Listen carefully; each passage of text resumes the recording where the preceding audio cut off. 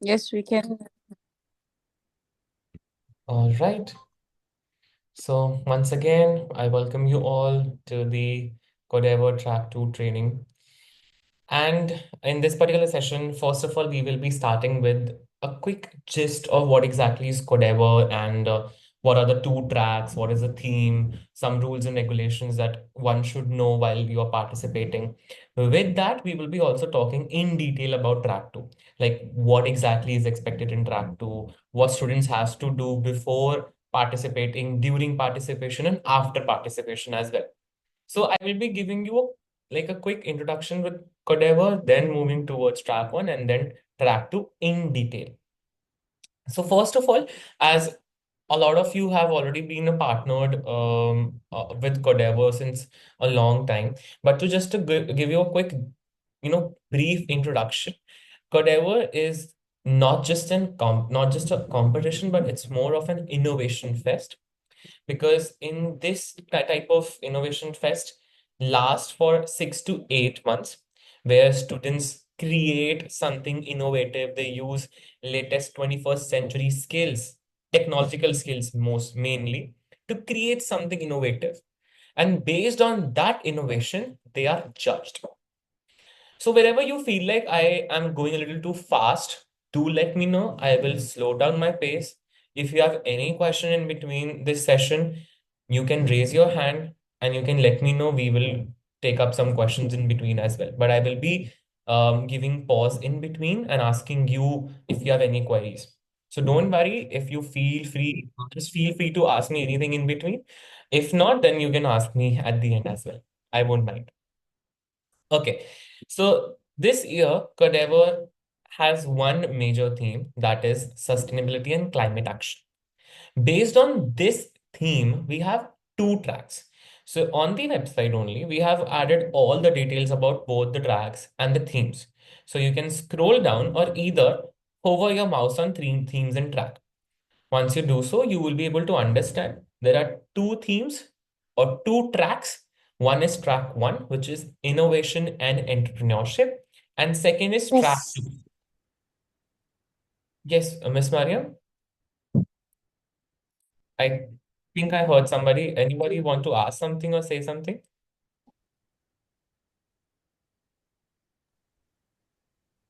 No, no, continues. It's okay.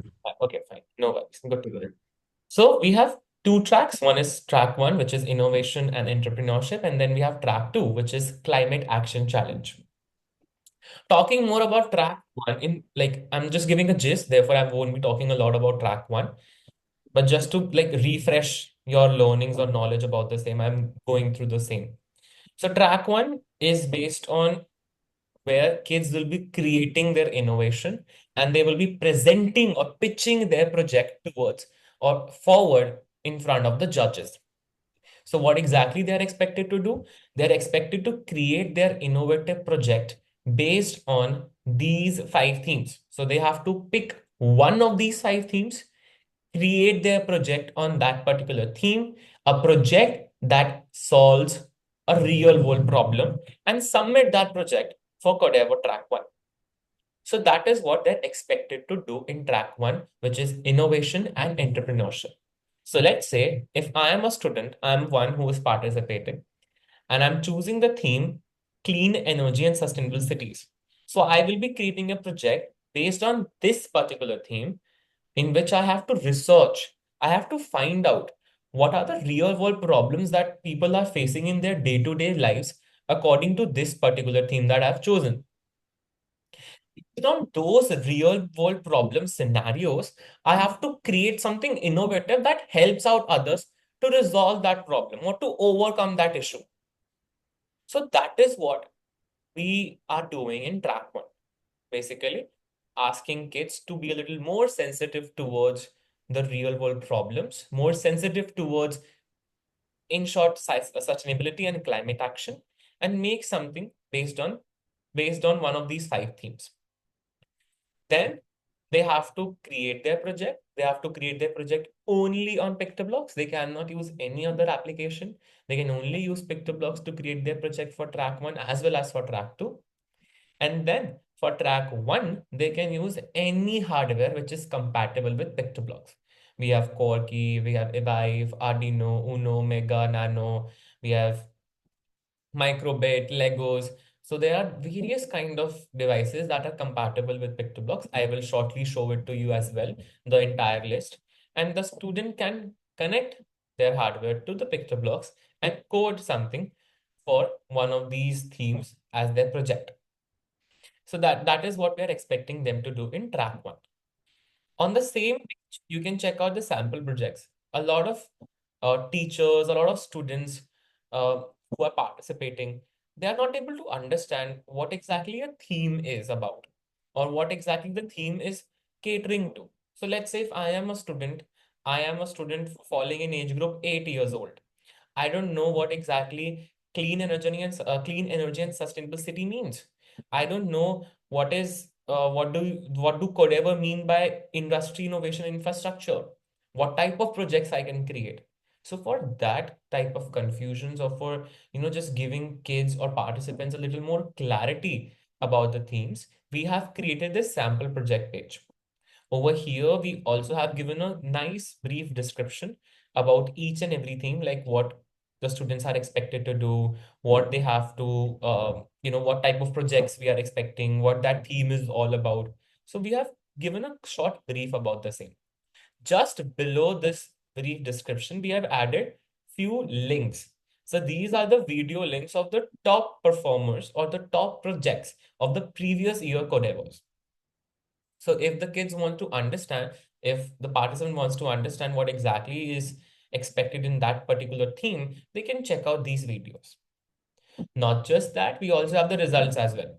So they can check out the results also. So by this, they will be having a good idea about what exactly they are expected to do in track 1. Then moving back to track 1 page, we also have the rule book. It's a must for all of you also, since you will be not just participating in track 2, you will be participating in track 1 as well. And teams will be coming and participating in track 1 from your end as well, from Shaguf. So I request all of you also to kindly go through this rule book, understand what exactly are the rules and regulation one teams need to follow while they're participating in track 1, and what are each themes, its objective, and focus areas like. Then just below this, or the at the end of this rule book, we have the evaluation parameters. So these are the parameters which we will be keeping in mind or which we will be using to evaluate a project. So this is how the evaluation of the project will be taken place. So we have very well defined the evaluation parameters. You can take a look. You can tell the kids that this is how your project will be evaluated on. These are the key points at which your projects will be evaluated. So you can just let them know about this particular thing, and then they will be a little more clear about what exactly they will be creating and how exactly they will be creating. So that's that. So this is what we have for track 1. On track 1, we of course have the PPT template. So kids are expected to make a PPT or a presentation of their project that they will be submitting. And then they can use a banner template if they want to display a banner of their project during the physical level events. Okay, that was about track 1. So any question about track 1 or any question about like in general about Codeavour before we move ahead with track 2? Anybody? So feel free to unmute yourself and ask a question, or you can also drop it in the chat box. But if you are good to go, if you have understood everything, then just give me a thumbs up. Then we can move ahead. I'm waiting for thumbs up, or I'm waiting for questions. So Hello. Yeah. Just I have one question about the presentation for track 1. The PowerPoint is free to design any kind, or we will use a template? You can design of your own kind also. Template is only there to help you out what exactly we want in a presentation or what exactly we are expecting in a presentation. That's it. You can design it on your own as well. We won't mind the design frame or anything coming from your end or from participants. We want them to be as creative as they want to be. Thank you. No worries, no worries. Any other question, anybody? All right, I think we are good to go then. Perfect. Okay, thank you so much. All right, moving back to Codeavour page, the main website. Now we are coming to track 2, which is the main focus of this entire training that we will be having. So for this particular track, I want you to understand each and everything in depth, try to grasp on everything, as much knowledge as possible, and then ask me questions about doubts or anything that you have, right? Okay. Track 2 is about climate action challenge. It is completely physical. By completely physical means because it is a robotics competition, basically. Therefore, it is going to be completely physical. Kids will be participating with their robot configurations that they will be pre-building before the competition starts, right? They will be pre-building their robot configuration, and using that, they will be solving some or tackling some challenges. To know more about that, let's click on Know More and let's go to Track 2 page. Here we are. So as you can see, the first picture, it brings out a lot to, highlight some few of the particular examples that I just mentioned. You have an arena, you have lines over arena, you have various components, game components on the arena, which or a participant has to take up to. Then we have different challenges that the participant or the kids who will be participating, they will be taking up these challenges in a time frame of 2 to 3 minutes, right? Okay. Now, before moving ahead, I will be playing one video, which is 10 minutes long, roughly. But I want you to understand everything because this video is very explanatory and this video will help you out to understand track 2 in detail. So I want you to watch this video very carefully. Note down each and every question that you have. I won't mind silly questions. See, none of the questions are silly for me. So therefore, I'm asking you to ask me any question, any type of question that you have related to track 2, and then I will be answering that after this video. Let me play this video and do let me know if you're able to hear it or not. I'll just share 1 second with the sound.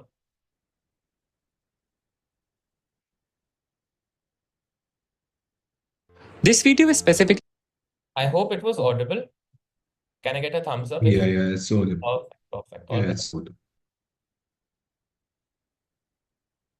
I think it is visible in a full screen, I hope.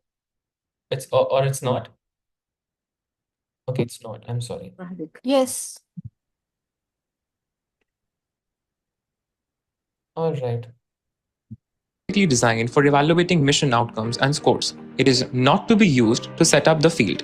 For the official field setup, please refer to the field setup guide or video. The Climate Action Challenge is a physical robotics competition. The teams bring their own robot designed and built with Corky to complete various interactive challenges. Track 2 of Codeavour 6.2 International helps participants develop 21st century skills like coding, robotics concepts, engineering skills, artificial intelligence, strategy planning, and real-world problem solving. In the Climate Action Challenge, your robot will develop, repair, and manage the ecosystem of Harborton. There are 8 challenges, and they can be attempted in any order. You will be scored on all the challenges that your team attempts in a round. The challenges can be attempted either in autonomous or manual mode. Your team can double the score for the same challenge if attempted autonomously. Equipment inspection.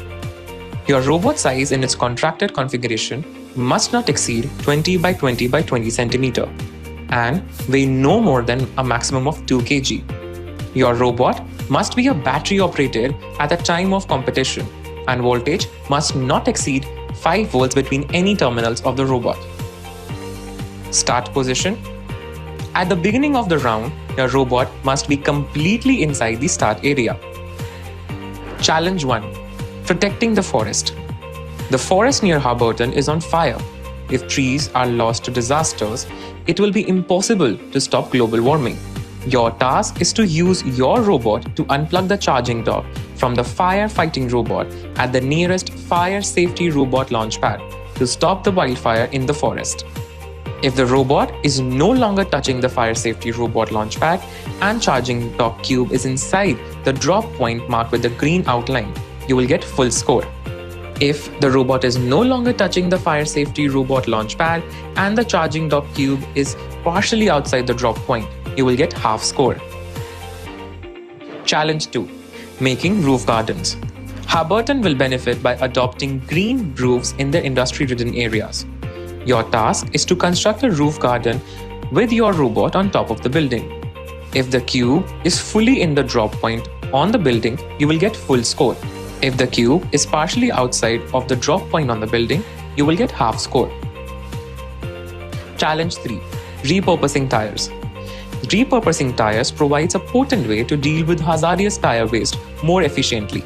Your task is to use your robot to move the used tire cube from the tire service to the eco park to repurpose them to create play equipment for the kids. If the used tires cube is fully in the drop point in the playground, you will get full score. If the used tires cube is partially out of the drop point in the playground, you will get half score. Challenge 4. Reusing battery. Renewable energy plants can utilize repurposed batteries to store the generated power. Your task is to use your robot to transport the used EV battery from the motor garage to the wind farm and replace the expired battery at the substation. If the used battery cube is fully in the drop point in the substation and the cube inside is pushed out and is not crossing the white line marked on the arena, you will get full score. If the used EV battery cube is partially out of the drop point in the substation or the cube inside is pushed out too much and is crossing the white line, you will get half score. Challenge 5. Recycling battery using AI and ML. The increasing number of electronic devices has led to a surge in battery waste. To address this in Harburton, your robot has to collect, sort, and deliver the used batteries to their respective recycling plant. Before the round, the judge will randomly select the expired wet battery cube or expired dry battery cube and place it under the substation, that is, the pickup point. For elementary teams, the judge will randomly select a waste bin 1 or waste bin 2 cube and place it at the pickup point. On completion of challenge 4, the respective cube will be pushed out of the wind power substation by your team's robot. Your task is to use your robot to collect the cube from the wind farm substation. Take it to the camera point and identify its type, whether it is an expired wet battery or an expired dry battery, or waste bin 1 or waste bin 2, and deliver it to the respective wet or dry battery recycling plant. If the respective cube is fully in the respective drop point, you will get full score. If the respective cube is partially out of the respective drop point, you will get half score. If the cube is placed at the incorrect drop point, you will get no score. Challenge 6. Enhancing solar cell efficiency. Help Harburton harvest more energy by automating the sun tracking of the solar panels. Your task is to adjust the angle of the solar panel to the west of the arena to follow the sun and enhance solar cell efficiency to boost power production. If the pointer of the panel mount passes the pointer of the panel legs of the solar panel, you will get full score. In case the pointers on both parts are exactly pointing to each other, you will get half score. Challenge 7. Constructing coastal barriers. Harburton plans to lay eco-friendly sediment bags to help safeguard the coastal ecosystems as they help curb global warming. Your task is to use your robot to lay coastal barriers of eco-friendly sediment bags. If all 3 coastal barrier bags are down, you will get full score. If any coastal barrier bag is not down till the end of the round, you will get half score. Challenge 8. Safeguarding aquatic life. Harburton calls upon your skills to perform deep cleanups in the sea for them to efficiently contribute as carbon sinks. Your task is to deploy your robot to clean up the sea by collecting plastic waste and bringing it to the pier. If your robot can get the plastic waste cube to the pier's green zone, you will be rewarded with full score. If your robot can get the plastic waste cube to the pier's yellow zones, you will be rewarded with half score. If any plastic waste cube is partially in the yellow zone and partially in the green zone, it is also half score. Note: judgment will be based on the cube faces only. The hook on the plastic waste cube will be ignored while judging. Participants are required to complete as many challenges as possible within the time limit. The timer will not be paused once the game starts. An unfinished task will not be awarded points once the time expires. Fouls. The team will lose 5 points on each foul. When a challenge is attempted in manual mode. In manual mode, team can access their connected device, but not the robot itself. If a team member touches the robot, it will be resulted in a foul. Case 1. At any instance, if the team wants to touch the robot, the team must prompt the judge for the same and one foul will be called. The team must place the robot back to the last junction that it has crossed in the arena. In the case, robot is in the contact with quirky cube or small cube or unique mechanism or objects, the cube has to be given to the judge or the volunteer to be kept outside the arena. The unique mechanisms must not be touched by the team. This attempt at the challenge will not be scored. The team can further exercise the restore card if available at any point in the time to re-attempt this challenge, and the judge or volunteer will restore the game objects. Case 2. If the robot leaves the track completely, one foul will be called. The robot must be moved back to the last junction that it crossed on the arena. When a challenge is attempted in autonomous mode. In case of a foul in the autonomous mode, the team has to reset their robot at below given robot repositioning points.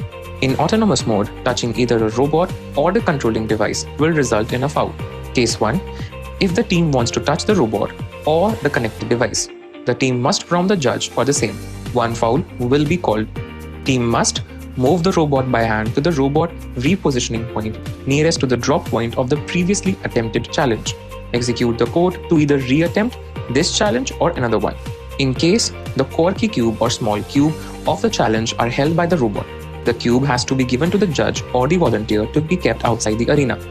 The unique mechanisms or objects must not be touched by the team. This attempt at the challenge will not be scored. The team can further exercise the restore card if available at any point of time to re-attempt this challenge, and the judge or volunteer will restore the game objects. Case 2. If the robot leaves the track completely, one foul will be called. Team must move the robot by hand to the robot repositioning point nearest to the drop point of the previously attempted challenge. Additional foul will not be counted for hand touch. Execute the code to either re-attempt this challenge or another one. If the robot has just started from the start or reset point and it has deviated before attempting any challenge, the robot needs to be repositioned at the respective point from which it has started. Additional foul will not be counted for hand touch. Execute the code to either re-attempt this challenge or another one.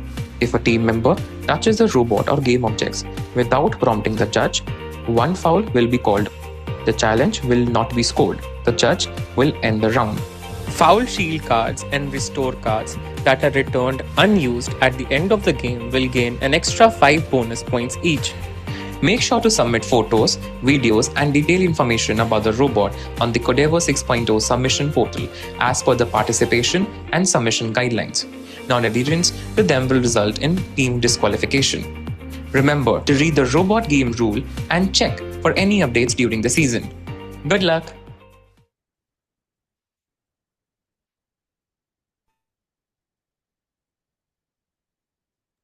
All right. So that was a gist about track 2. Let me share my screen once again. So that was just about track 2 and what exactly you are expected or the teams are expected to do. So I understand there's a lot that one needs to absorb in before participating in track 2. But trust me, once you understand each and every challenge, once you understand fouls and how exactly the track 2 works it out, then you will be, it will be very easy for you and Mr. Verma, can I ask a question? Yeah. Please. What's the time? يعني I need to you to tell us what's the time of the challenge in the track 2 Okay, so to you're asking audience. how much time kids will be getting. Yes. Yeah, I was coming on that only. No worries. So we have time for 2 to 3 minutes maximum. So for the kids who will be participating in the younger age ones, they will be getting 2-3 minutes of time. The ones who will be participating like junior as well as seniors, they will be getting 2 minutes of time. So that's the difference. 2 to 3 minutes of time will be there as per the age group of the kids who will be participating. So that about everything that I just mentioned, it's there in the rule book. So let me open the rule book as well and let me show it to you where exactly you will be able to navigate to the rules. So allow me a moment. Excuse me, Yeah. it's 2 minutes or 3 minutes for senior, because I think it's right 3 minutes. Okay, let me quickly show it to you. Just allow me a moment.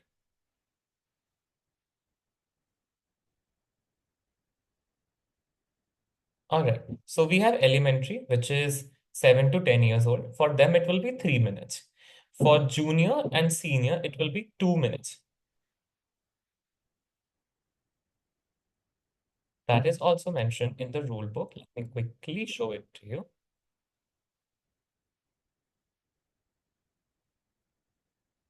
So as you can see, we also have the rule book in which we have very well defined the arena, the pickup points, the starting points, and how exactly kids have to take up the game objects and move it from one position to the final position where they will be getting marked on.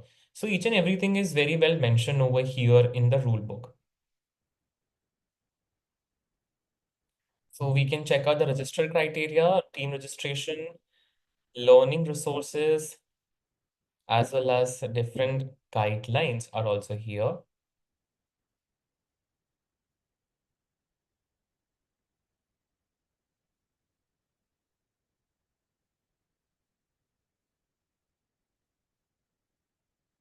So as you can see, various game objects, as well as the arena, the camera setup, everything is mentioned over here.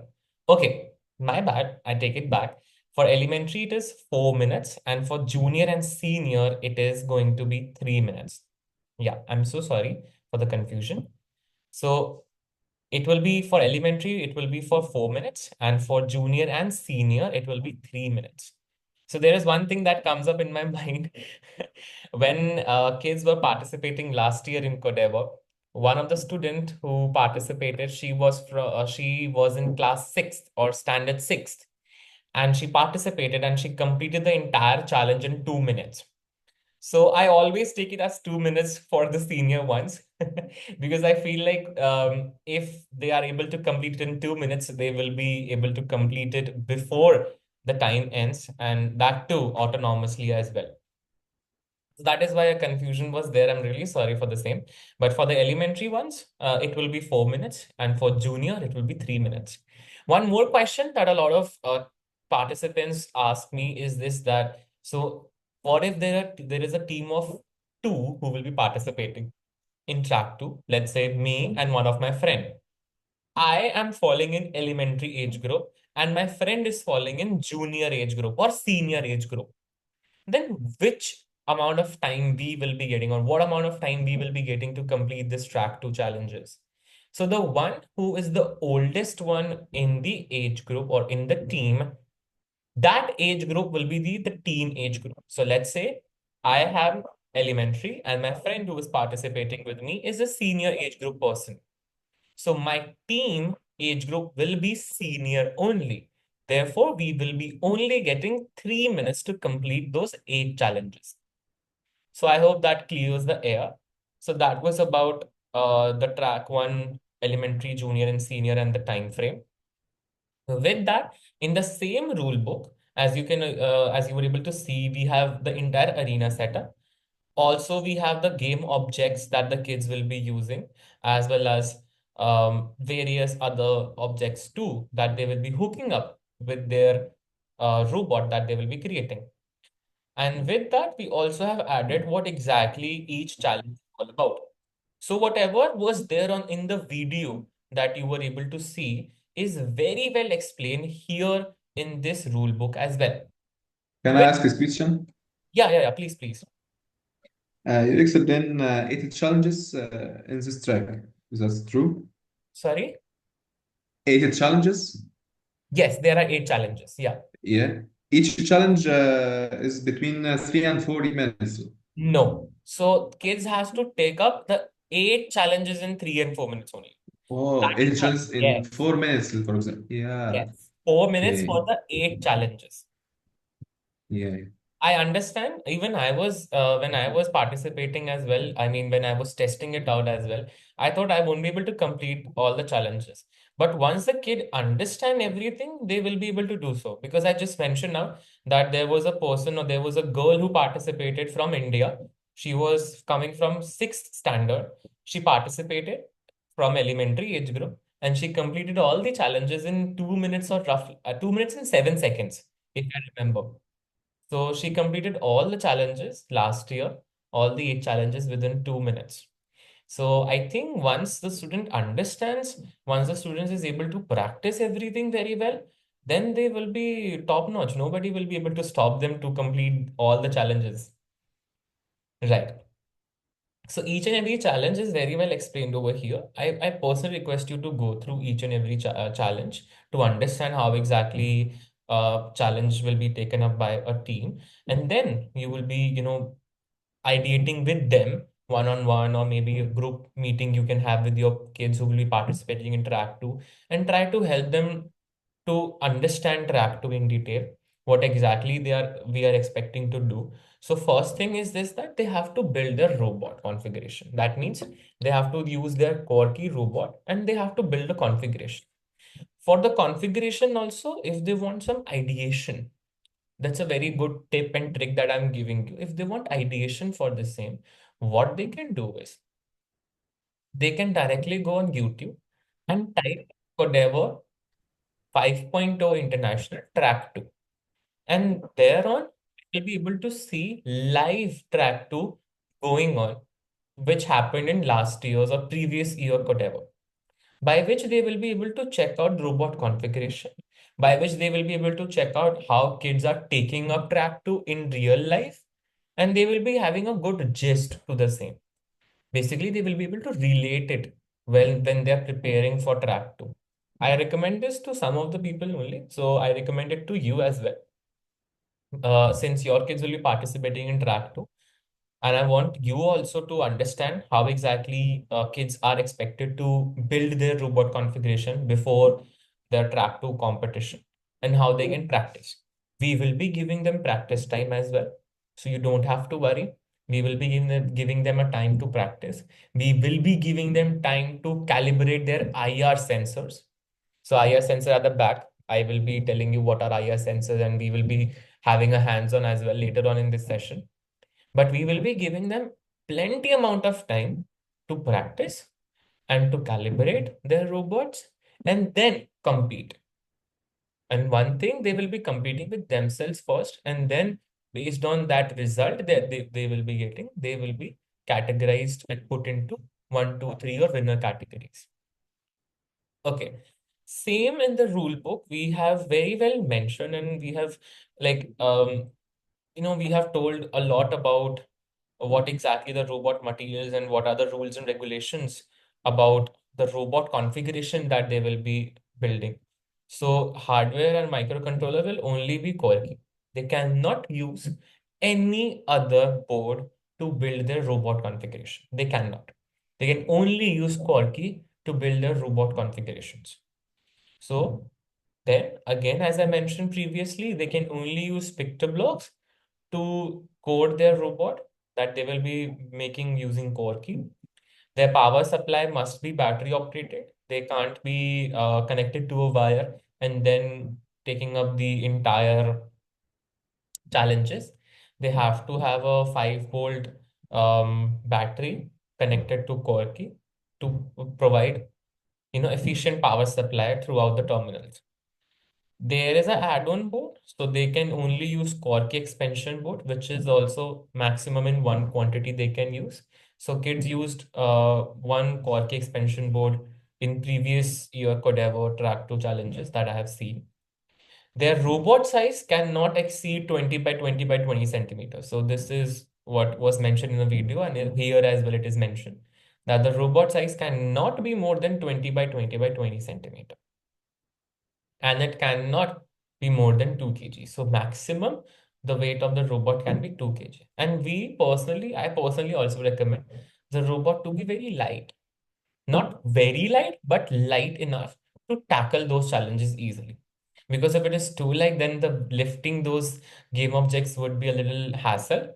But when it is like medium, when it is ranging about 600 to 700 grams, that will be, I think, sufficient enough. So this is something that you can take a look at too when you're building your robot configurations. Right.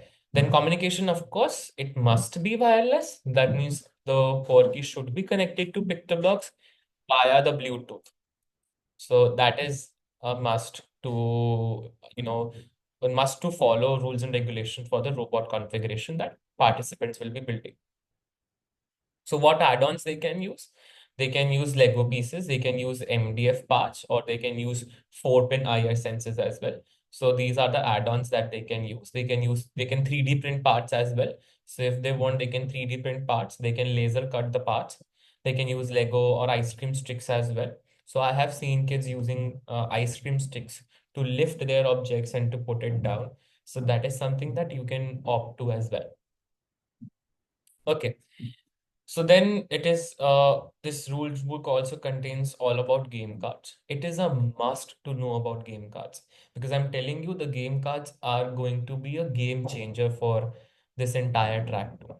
In the video, it was mentioned that the foul shield card and the restore cards that are given back at the end of the game or the end of the track too will give extra 5 points on each card. So let's say since there will be two number of foul shield cards and one or two restore cards depending on the age group. And I give back one foul shield card and one restore card back to the judge. So I will be getting 10 points extra. So that is something that will be a game changer. So therefore, I request you and the teams who will be participating from your end to participate well before competing in track two, so that there will be very less chances for them to use the foul sheet and restore cards. Perfect. So that is what we have there. And then there is do's and don'ts during the competition, before the competition. There is then fouls, how exactly, fouls will be declared. And on each foul, 5 points will be deducted. Okay. And then the rule book contains each and everything that you need to understand about the track two. And back on the page, we have also added the score sheet. I will move back to resources, but let me explain the score sheet first. So this is what the score sheet looks like for track. This is the sheet that the judges will be using to judge a team who will be participating in track 2 competition. As you can see, the activity points are divided into two parts, either manually or autonomously. So a team can participate and they can take up challenges manually or autonomously. Manually means they have to control their robot using their laptops or Dabble application, it's up to them. Or they can use autonomously, that means they have to run the program and then let the core key do its job. That's it. So I have seen a lot of kids attempting all the challenges autonomously as well within the same time frame. So that's up to the kid how exactly they will be ideating their project, how exactly they will be creating their code, and in which way they will be executing it to tackle all of these 8 challenges within a time frame to 3 to 4 minutes, as I mentioned. Now, if we move back to track 2 page, we have the resources also. So as you were able to see in track 2. Please. Yes, Mr. Wahid. Manually means to control the quirky by double only. Yeah. Yeah, you can use your laptop also. You can use Dabble also. It's up to you. It's up to the team. Yeah. Okay. Okay. Now, the video that I showed you earlier, in the video, we had this particular challenge in which they had to grab the box, place it under the camera, detect the battery type, and then take that battery type to its detected area or the detected destination. So let's say if the kids want to understand and they want to make their ML model Of course, they will be making their ML model for this. What they can do, they can take a printout of this sheet that is there on the website. They can cut it out. They can cut out this challenge 5 expired wet battery and expired dry battery, cut it out, and then make an image learning model in machine learning environment of PictoBlocks. Make that model and use that model during the competition. That is what they will be doing, of course, because in challenge 5, they have to pick up the box, place it under the camera, which will already be there. They don't have to place the camera there. Our team will be doing it. Place it under the camera, detect whether it is expired wet battery or dry battery, and then take it to its destination. Right? So that is what they're expected to do. To detect these battery types, they will be creating a machine learning model beforehand. And to create that machine learning model beforehand, we have added this sheet as a resource sheet. They can download it, print it out, and then, they will be able to create their or train their model easily. On the same track, Sorry, the camera will be there. There is no need for bring camera with us. it will be there. It will be there. Okay. Yeah. Inshallah. Now on the same page, you can also check out the Codeavour track 2 kit, which is there. So we have the entire track 2 kit. So if you want the kids to have a little hands-on before they participate in nationals or internationals, you can take up this Codeavour robotics kit for track 2, in which we have arena, in which we have all the other things that will be there present during the competition, and you can let kids explore and participate and just practice as well. Okay, now just underneath this, we also have a 3D view of the arena. So I really appreciate if you all and even the kids who will be participating from your end could just go through this 3D view of the arena, if not the real one, and just try it out what exactly each challenge is all about. So they can hover their mouse on challenges and they can click on the same and they can learn more about that particular challenge. Right. So that is what they will be doing in this particular track 2 arena 3D view. Then we have very well explained the mission and challenges over here and on the rule book as well. Coming to the most important part, that is the learning resources. A lot of kids who are participating and who are new in track 2, they don't know how exactly to use machine learning model, how exactly to use the recognition cards, what is the purpose of advanced line following extension or PictoBlocks robot extension or creators kit. So a lot of kids who participate, they also use creators kit, which is there for both the tracks, but it is more popular in track 2 since there is a lot of parts that are there. MDF, Quark expansion boards, and more are there in the creator kit. And kids use this kit to create their robot configuration. So if they want to understand about creators kit, if they want to understand about machine learning, we have added various courses and learning resources as well. These are free of cost. So anybody who would be participating, they just can view it and they will be taken up onto the courses or the page.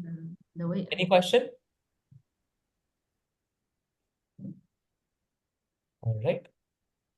So you can check out. We have added an entire page of resources and they will be able to check it out.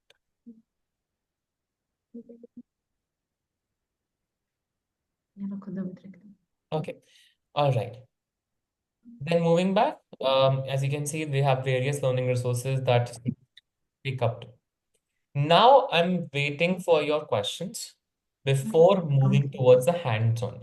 So if anybody of you have any questions related to track 2, track 1, or Codeavour in general, you can let me know. And then we will move towards the hands-on part. Any question, anybody? Just let me tell you one thing before moving towards the question. That is, once you watch the video again, by again I mean after you are done with the session, take out some time, 10 minutes video that is, take out some time and watch it again. Try to understand each and every track. each and every challenge. Try to understand how the challenge will be taken up, and then you will be able to understand all and everything about the same. Can we use Ultimate Kit? Yes, you can use Ultimate Kit also. Of course, there's not a problem in using Ultimate Kits. You can use Ultimate Kit. You can build any type of robot configuration with Corky that you want to. You can use ice cream sticks. You can use Ultimate Kits. You can use any type of kit, or Creators Kit is also there that I mentioned. You can use anything basically to create a robot configuration that is feasible, and that should not exceed the rules and regulation for the same. So if it is not exceeding the rules, you can use it. Okay, so I request you to just walk through the entire track 2 page, understand each and everything, and then if you have any question, of course, we will be having session tomorrow as well. You can ask me. Okay, I think we have one more question. So which is better for track 2? I would prefer, if you have Ultimate Kit, then let kids use Ultimate Kits only. Because Ultimate Kits has a lot of parts that are already there. They can use those parts also. But if you want the kids to be a little more creative, ask them to create their own robot configuration. So basically, give them plain Porky, just like this, and ask them to build their own configuration. Of course, they can use the Ultimate Kit parts also, but let them explore. Let their creativity outshine. So I would prefer this only, but if you want it to be a little more easier for them, you can just give them the entire Ultimate Kit and ask them to build a gripper robot or a pick and place robot for the same. I won't be able to give you more hints than this. This is something that you and the teams has to figure out. As I mentioned, and I've already given you one simple tip, that is go on YouTube, type Codeavour Track 2 5.0 International, Codeavour 5.0 International Track 2. And over there, you will be able to see, I guess, 1 hour or 2 hour long streaming. It was there. You can check out that stream and you will be able to understand what type of configuration kids built last year. So you will be having a gist of this thing, right? Okay.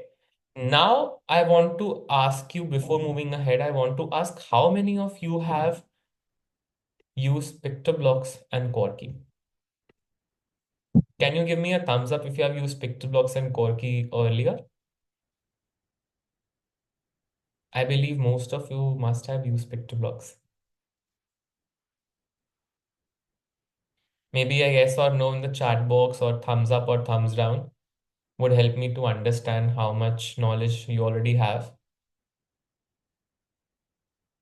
We use PictoBlocks, but Quartz not yet. But we will use it to competition, inshallah. No worries, no worries. Okay. Let me give you a quick gist of PictoBlocks as well, right? It will be better. So this is what the PictoBlocks, okay, PictoBlocks only, no worries.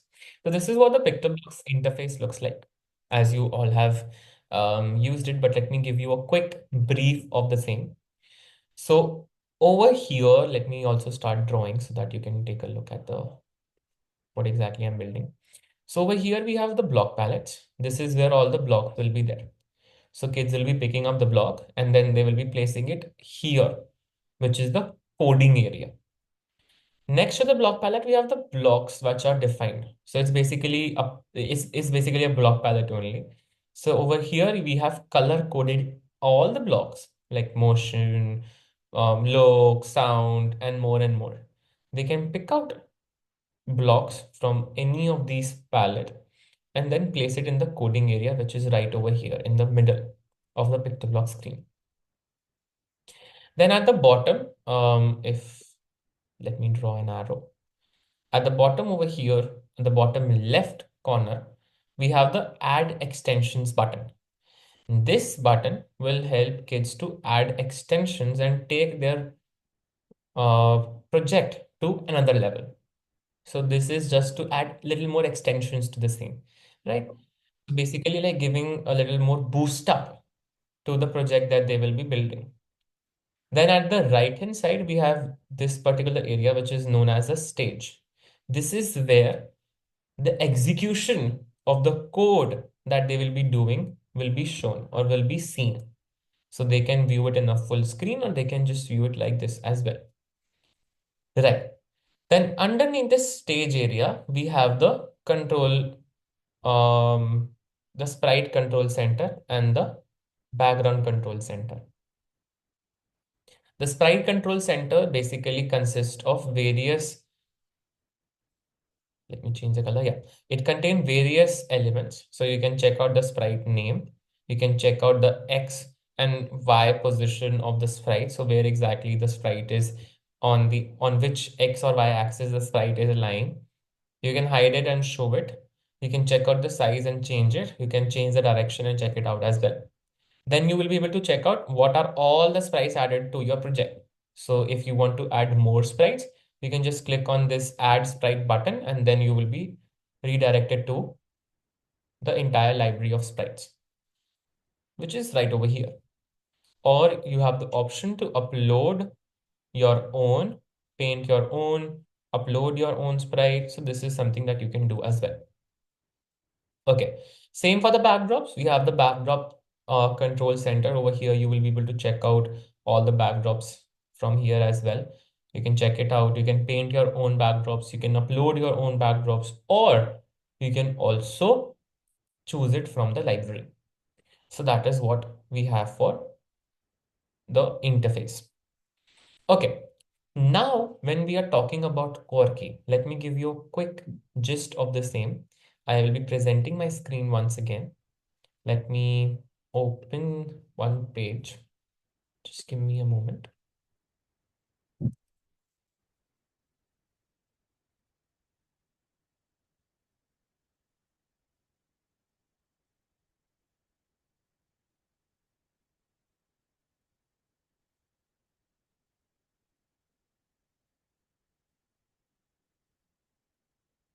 Right, presenting again. Okay. So this is what the Quirky interface, or this is what the Quirky looks like. This is the tech specs of Quirky. So at the front or at the bottom of the Quirky, we have the 7x5 RGB LED display. As you can see it right over here in my hands also. This is what the display of the Quirky looks like. Then we also have the USB-C port, which is right over here at the back.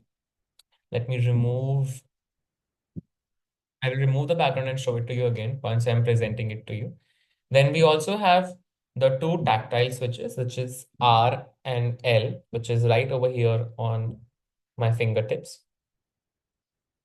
And then we also have a speaker in the middle above the generic pins. We have the 6 generic input output pins that is there, or input output that is there. We have 2 servo ports right over here. I'm also annotating. Right over here, we have the 2 servo ports, which is there to connect external servo motors with Quirky. These are the tactical switches, L and R, which is left and right. This entire LED display is there at the front. Then we have this is the generic IO, which is there, 6 of them. We have these are the touch pins. So we have 1, 2, 3, 4, 5 touch pins that are there. And they are numbered as well. We have the USB-C port by which you will be able to connect your Quirky via serial port and also charge. Then at the bottom hand side, we have 2 IR sensors, which is the major topic of today's session.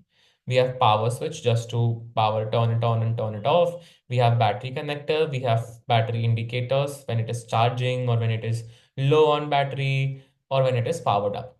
And then we have a reset switch as well. And 2 2 motor ports, which are already connected to these wheels. Okay. Again, with that, we also have Wi-Fi, Bluetooth connectivity, and short circuit protection that is there with Quirky. So kids can be as creative as they want to be, and they will be protected with the short circuit protection. So you don't have to worry about that. Okay. That was about the tech specs of Quirky. Now, if we move back, I will be presenting a presentation. So allow me a moment. All right. Now let's understand about line following robots, which is the one that you will be using or you might be using while participating in track 2. So line following robots are robots which follow black line. Why just black line? Because line following robots use IR sensors. What are IR sensors? They are infrared sensors. Infrared sensors. They pass on rays, they emit some rays. Based on that emission of rays, they receive back some signals. If they are not receiving back, that means there's a problem. If they're receiving it back, that means there's another problem. Now, I'm using the word problem over here because I will tell you why. I will be showing it to you once I will be presenting on the slide. So line following robots are quite famous in factories. They are quite famous in industrial areas where where they want to move bulky, heavy objects from one end to another. So let's say there is one working station and I want to move a heavy object from working station 1 to working station 3. I can use a line following robot for the same. Right? Okay. Now, let's try to understand the basics of IR sensors. As I mentioned, IR sensors are basically infrared sensors. They're basically an electronic device that measures and detects infrared radiations. So as I mentioned, just in a simpler terms, they emit some rays, and based on that emission, if they receive back a signal, they will be doing something, they will be performing some actions. And if they do not receive a signal, they will be performing another action. Now, what I did, instead of word problem, I have used word action. Okay. By another slide, you will be able to see what other words I will be using. Now, coming to another slide, this is what you need to understand. There are two LED light kind of a structure in IR sensor. Okay, let me show it to you on the camera. Right over here, if you can see, we have two LED, basically blue and black. These are the LEDs which are combined as IR sensors, a black and a blue. In some cases, it will be black and white or clear. The black one is the transmitter. Basically, it transmits the rays. It transmits the IR rays. That means it emits them just like sun. Sun emits sun rays, same as IR sensor transmitter transmits or emits IR rays. Then if there is a surface or an object, the rays reflect from that surface and it is received by a receiver. This is how IR sensor works. Now, if you might be wondering, Vivek, how does it help in line following? Let me show it to you. In the line following, there are just two colors that we use. Which two colors? We use white and we use black. In the core key kit, we all have this arena, either blue or green. In the ultimate kit, we have both. In the explorer kit, we only have the green one. On this arena, you were able to see that we have blue color, but in the middle, we have white and black. The white and black color. Therefore, the core key will be placed on that white and black color part only. And then only the IR sensors will work properly. Now let's understand how exactly they transmit and they receive and what exactly they do. So if a IR sensor is there on top of a black object, as you can see it on the top hand side, the IR transmitter will transmit or emit the rays. But the black line, now check out the word object. I have crossed it. Now I'm using the word line. I started with problem. I started with action. Then I went to object. Now I am to line because this is what the main agenda was. Line following robot. Right. The transmitter will transmit or emit IR rays on black line. If it is on black line, the black part or the black color absorbs that IR rays and the receiver receives zero. That means the receiver receives nothing. So that is how the IR sensor detects the black line. Now coming to the white line or the white surface, the IR transmitter will pass on the rays or emit the rays. The white surface will make the rays reflect. It will not absorb it. It will reflect it. And then the receiver receives the reflected rays. And this is how the IR sensor detects the white line or the white part. And this is how they are able to follow a line. So if they are on a white surface, they're receiving the signal. But if they're on a black surface, that means they're not receiving a signal, right? And therefore on Corky, we have two IR sensors. One is on the left-hand side and another is on the right-hand side. And in the middle, we have the black line on the arena, basically. They follow the white part. That means they're basically following the white part. If logically we are speaking, they're following the white part. So if any of this particular IR sensor is there on the black line, it will move towards the left-hand side, right? That means the left IR sensor is on the black line. That means the Corky needs to be moved towards the left to be balanced, to be in between that black line. Okay, so this is how the IR sensor works. I will be demonstrating it to you. Don't worry. I'll be showing it to how exactly it works. We will be coding it together as well. So you don't have to worry. And I will be asking you questions if you have any. So if you have any question regarding the IR sensor and how exactly they work, let me know. Any question about IR sensors? Anyone?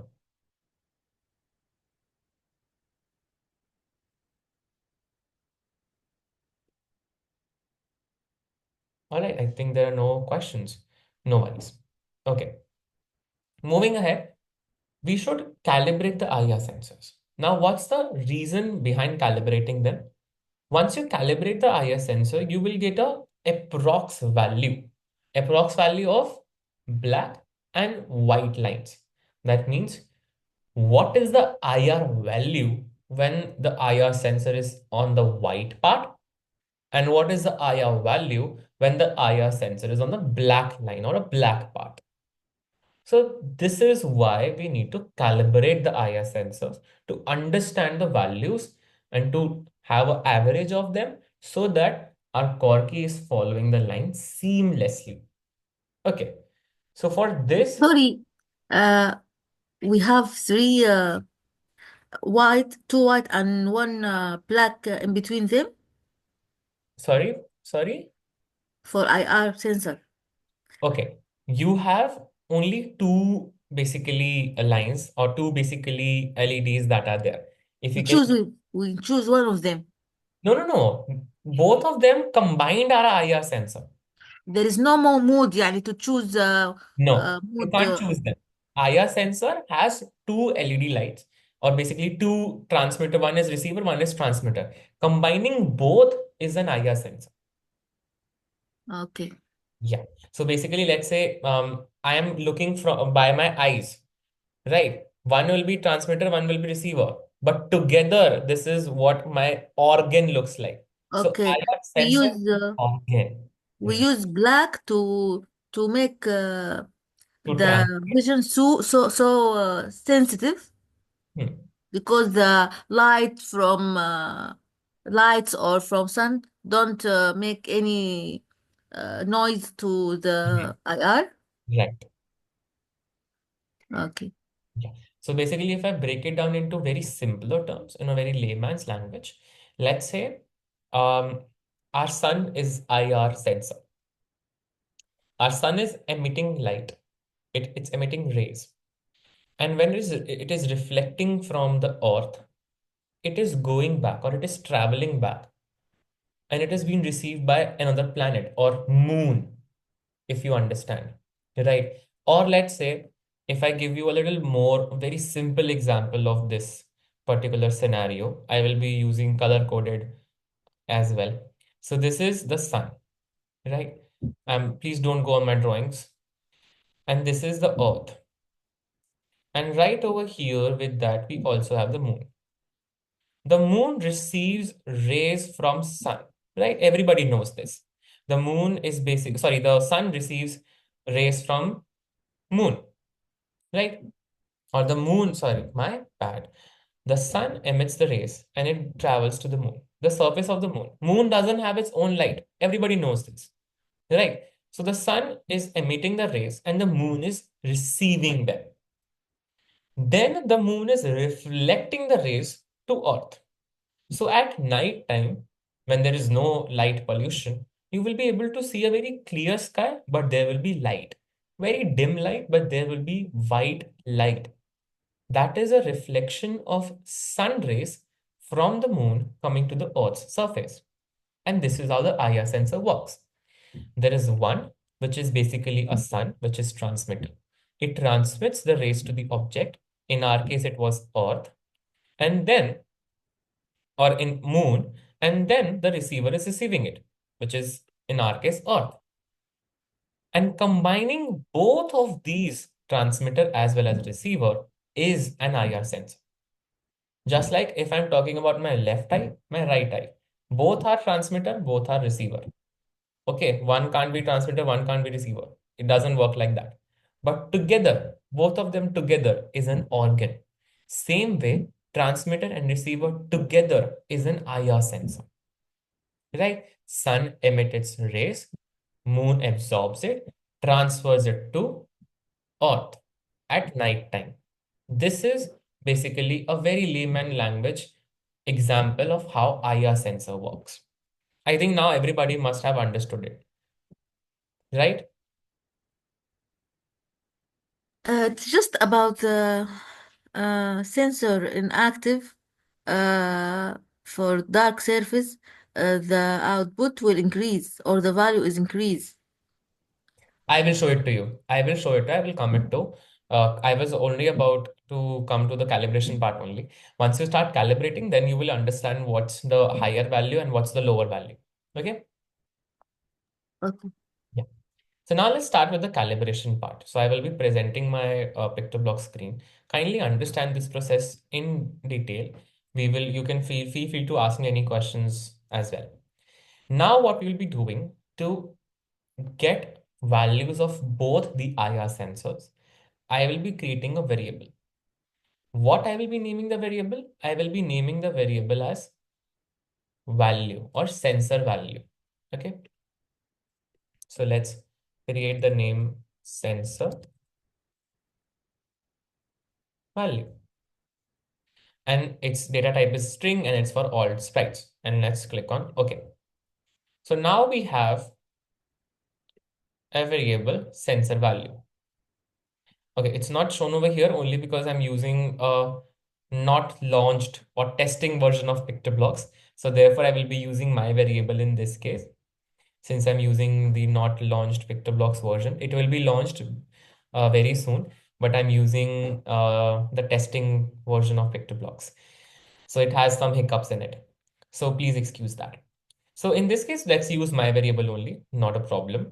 Let's make it visible on the stage as well. Now in this variable, I want to get the sensor values. So what I want to do is, whenever I click on the green flag, I want it to get sensor value forever. Which sensor value? The IR sensor value. So for this, let's connect our core key. So there are two ways you can connect core key. Serial port, that means you can connect it via the USB-C to USB to your laptop or your system directly, or you can either connect it via Bluetooth. So when you're connected via Bluetooth, you have to have a PictoBlocks link installed in your laptop or PC. PictoBlocks link is a very small little Bluetooth that run behind to seamlessly connect your core key with your laptop or your computer. You do not require PictoBlocks link when you're connecting it to directly to your iPad or your tablet or your phone. But when you're connecting it to your laptop or when you're connecting to your computer, you need it. Okay. Okay. Now I've run the PictoBlocks link. Let's click on board and let's select core key. So as you can see, there are these many boards that are available to use when kids are participating in track 1. So they can use any of these hardware that are compatible with PictoBlocks to make their track 1 project. But right now we are focused on track 2. So let's select core key. After selecting it, of course, it's not connected via Bluetooth. Let's go, sorry, not connected via serial port. So let's go to Bluetooth ports. Right over here, when my core key is turned on, you can see the core key device name is there in front of your screen. So let's simply click on connect. My core key is connected. The blue light turned into green, and you can see it is coming up to disconnect, and it is coming connected to core key A796. That's it. Okay, that means my core key is connected, and there will be a core key sprite already added on your stage. So let's delete it. We don't need this. Okay. Now the core key blocks are also added on your block palette. So you can see core key, display, robot, sensor, speaker is added in your robot palette. Let's go to go to particular the sensor one, and let's get the IRL value first. Now place this inside of set my variable value. Okay, very easy. Grab your arena, and I'll be using my arena, and I will be placing it. I will be placing my core key on it. I will be showing it to you also, so don't worry. I will be showing it to my external camera that I've connected, so you don't have to worry about this. Okay, let me quickly remove the background and show it to you right over here. This is what my arena looks like, right? And I will again just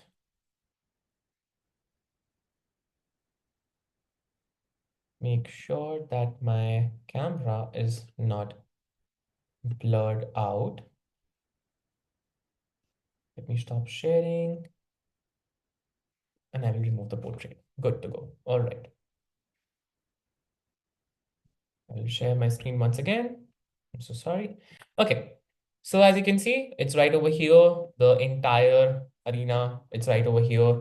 This is just to show you how exactly the line following works. Now, what I want to do, I want to get the IRL value. That means the left hand side IR sensor values. Okay, so for this, you can use this. I will be using this, or I will be using this core key. This one doesn't have any the wheels, but this one has a wheel. So you can use any to check out this calibration process. So let's click on the green flag and let's check out the IR sensor value. Okay, I think my board got disconnected. Refresh again, connect it again, and run the code again. Okay, so you can see, okay, my core key isn't updated, but you can see that whenever I'm moving my core key, the sensor value is increasing as well as decreasing, right? So when my left-hand side sensor, this is my left-hand side sensor, right over here. My left-hand side sensor is on the white line or the white part. The IR sensor value is 48. So note it down. I'm noting it down in my Codeavour diary. So I'm noting the IR sensor value. So my sensor value is coming up to be 48, the least value of the L sensor. So the L or IRL sensor value is 48 when it is on the white line. And let's now move it to the black line, and let's see what's the sensor value when it's on the black line. So when it's fully on the black line, the sensor value is going up to maximum 1600, somewhat 1600, 1500. So let's put 1600 in this case. So I've got the IRL value. The maximum was 1600 and the lowest was 48. Now let's do the same for the right hand side variable or like right hand side sensor. When it is on the white line, its value is coming up to be 35 roughly. So I'm noting it down, 35. I'm noting it down right over here, if you can see. Then let's move it on the black line. So when the sensor is on the black line completely, the value roughly is going maximum to 999 or 989. So let's say roughly approximately 1000. So I've noted down the values, the L, which is 48 least and maximum 1600, and the R, which is 35 least and maximum 1000. Now what I have to do, I have to do the average. I have to find something that lies in between both the values.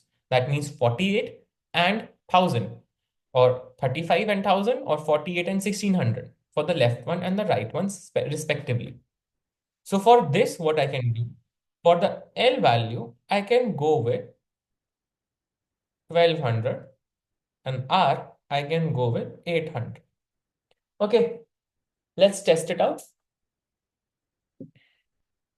I have noted down the L will be roughly, approximately, I will be putting the value as in 1200, and the R will be, I will be putting as 800 since my value varies.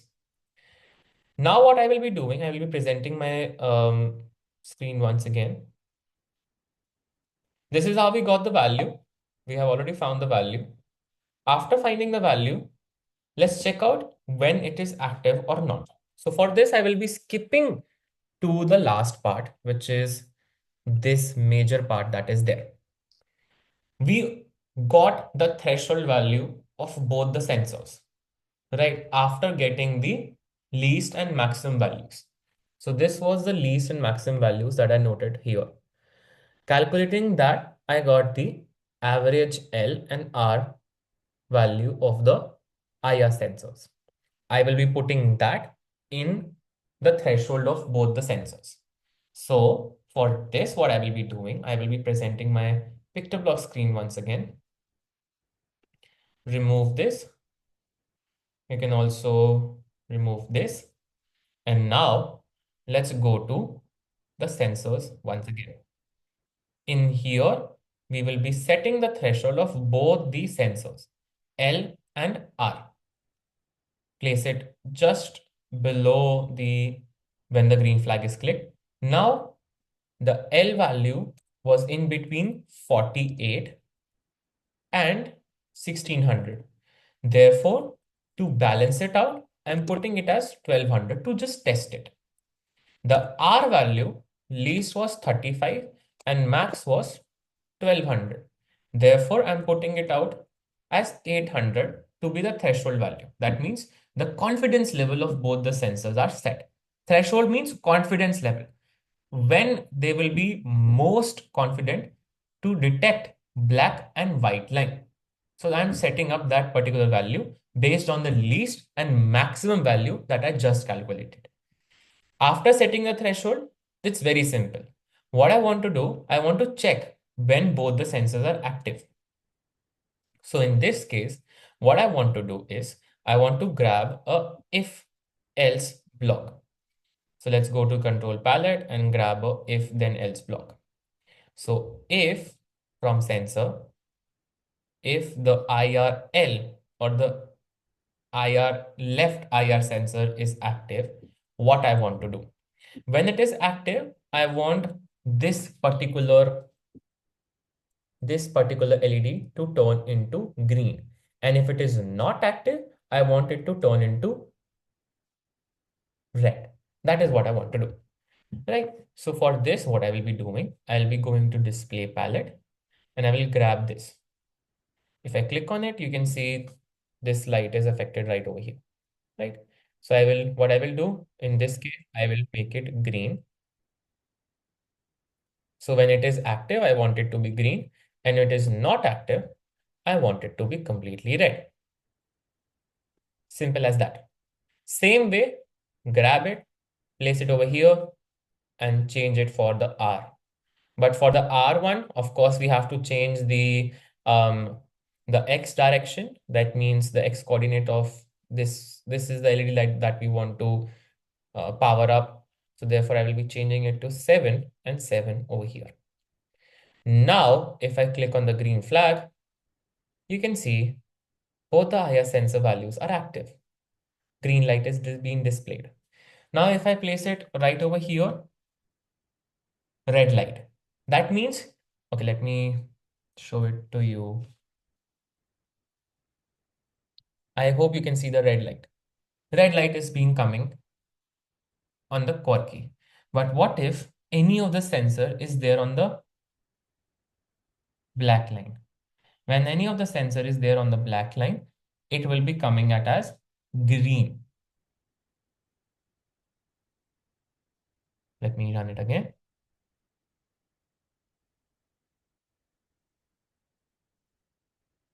As you can see, when I place my core key on this black line, the LED turns into green. Let me grab my camera and show it to you so that you can also see it well. So you can see when it is on the black line, in this major black line, it's turned into green.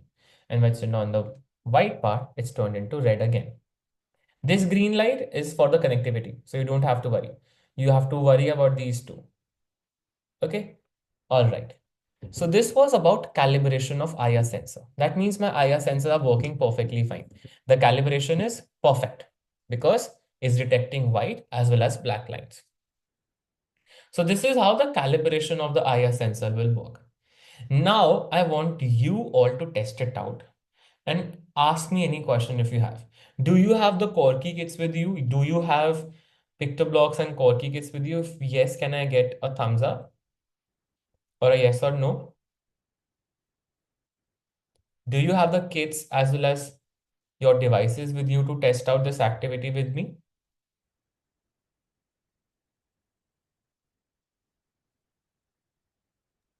We have the PictoBlocks application. Uh, Okay, so okay, you don't have the kits right now. Okay, no worries. If you do not have the kits, that's not a problem. So once the kits are available to you, Quarky? yeah, the Corky kit. No, no. Okay, so once the Corky kit is there with you, you have to just test out this activity. Since I'm recording this entire session, you can access the recording anytime. I will be sharing this recording once we are done with the session. So test out this activity to calibrate the IR sensor and try to absorb in as much knowledge as possible.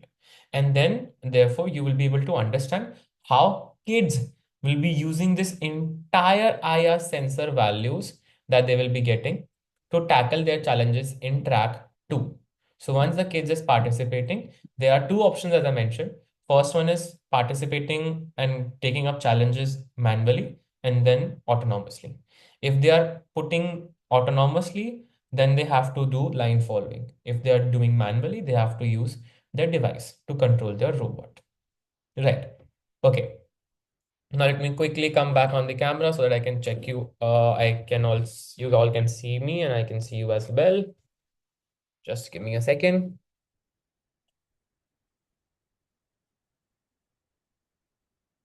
Sorry, I have a question for the automatic.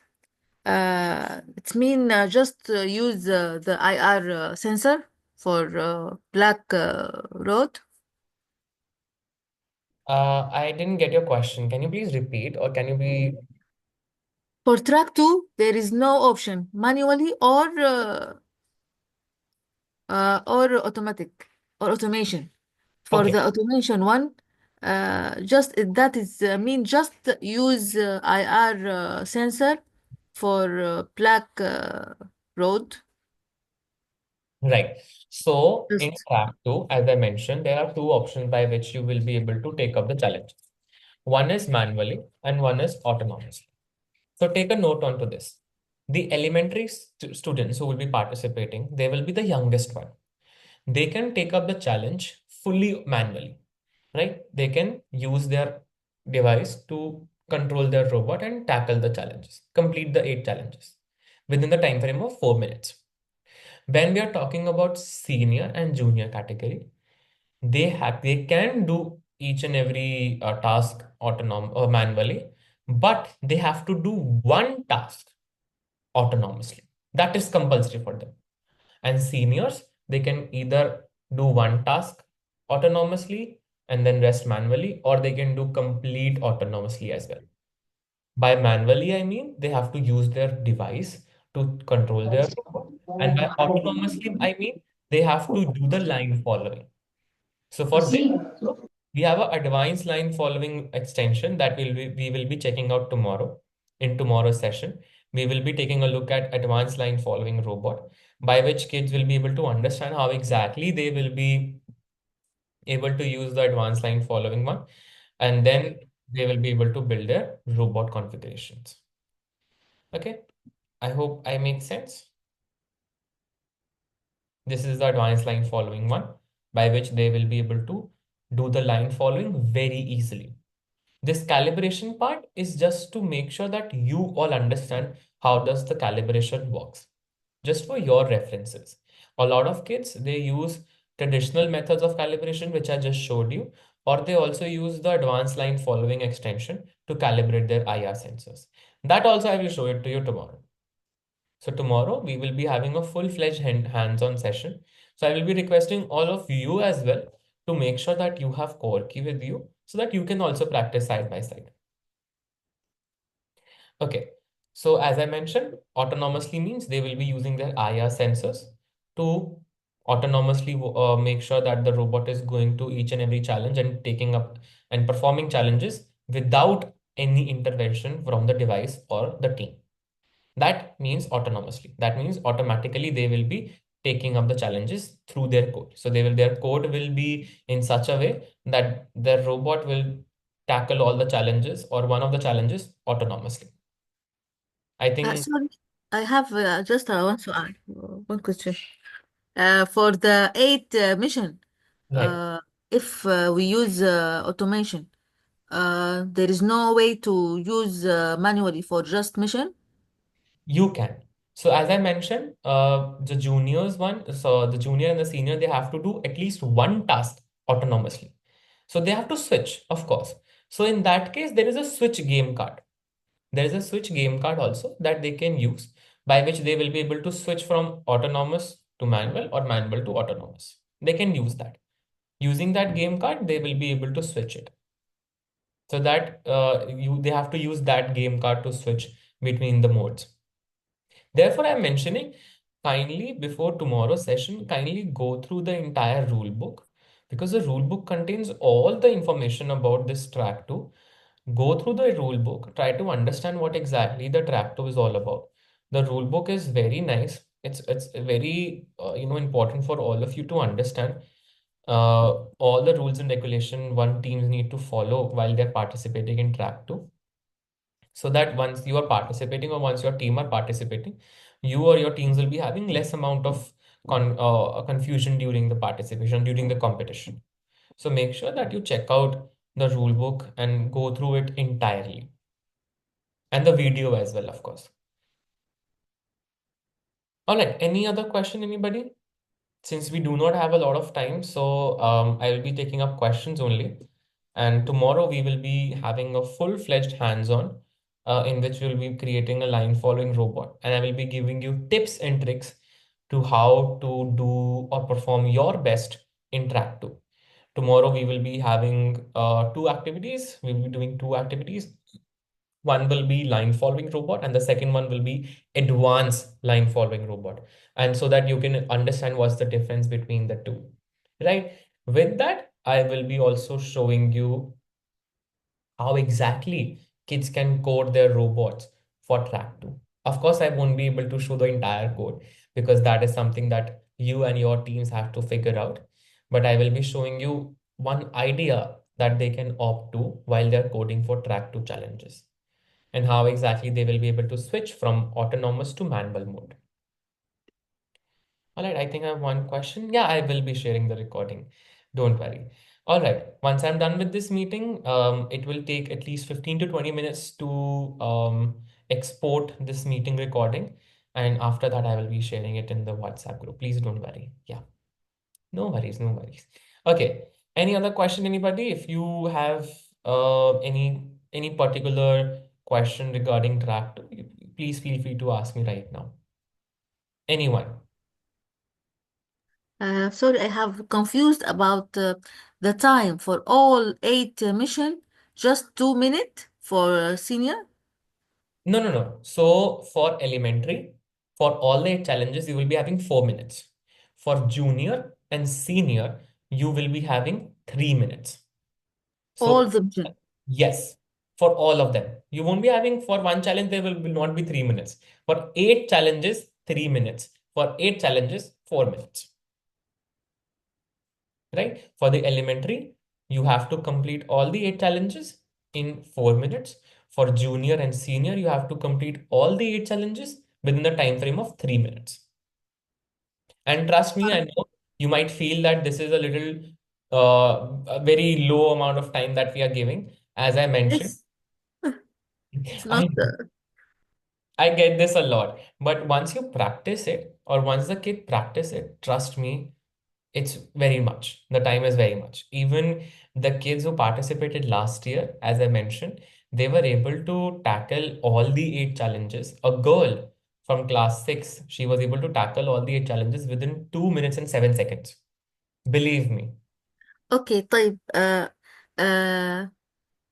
Before each mission, he can take the robot and put it in start point or No, no, no, no, no. So or they will be navigating through only. So let's say if my robot is at a specific point or an era. Okay, let me present my screen once again. Just give me a second.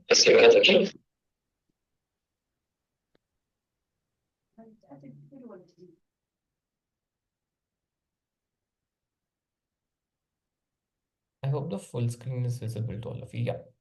So as you can see, this is a start point. This is where the robot will be beginning from. Then the robot has to navigate through. So right over here will be the first challenge. Right? This is the first challenge.